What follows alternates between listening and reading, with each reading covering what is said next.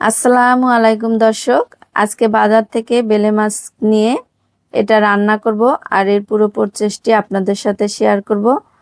এটা আমাদের অঞ্চলে চুলের ডাঁটি মাছ বলে, কেউ বেলে মাছ বলে। আপনাদের কার কি অঞ্চলে কি নামে বলে কমেন্ট করে জানাবেন। এবার মাছগুলোকে আমি কেটে নেব। এবার রান্নার জন্য প্রথমে দিয়ে দেব তেল, এরপর দিয়ে দেব রসুন বাটা পরিমাণ মতো, নিয়ে নেব পেঁয়াজ বাটা, কাঁচামরিচ, পরিমাণ মতো লবণ। এগুলো দিয়ে একটু ভালো করে কষিয়ে নেব। কষানোর পরে দিয়ে দেব হলুদের গুঁড়া, মরিচের গুঁড়া, ধনিয়ার গুঁড়া। এটা দিয়েও আবারও ভালো করে এটাকে একদম শুকনো শুকনো করে কষিয়ে নিতে হবে।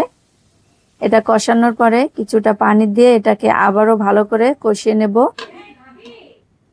পানিটা ভালো করে কষানো হয়ে গেলে এরপর এই মাছগুলো দিয়ে দেব। এখানে একটু মাছটা নরম, এই মাছগুলো একটু নরম যাতে থাকে তাই একটু এভাবে ঝোল রেখে মাছগুলোকে কষাতে হবে। এবার ঢাকনা দিয়ে মাছগুলো ভালো করে কষিয়ে নিলাম। কষানোর পরে এখানে কিছুটা পানি দিয়ে দেব। এরপরে এর ভিতরে ডিম হয়েছিল, ডিমগুলো আমি এভাবে দিয়ে দিচ্ছি। মাছটা এবার ভালো করে রান্না করে নেব। রান্নার শেষে দিয়ে দিচ্ছি জিরার গুঁড়ো,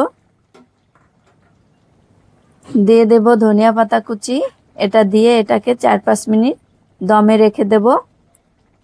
আর কেমন হয়েছে আমাদের আজকে এই সাগরের বেলে মাছ রান্নার ভিডিওটি কমেন্ট করে অবশ্যই কমেন্ট বক্সে লিখবেন।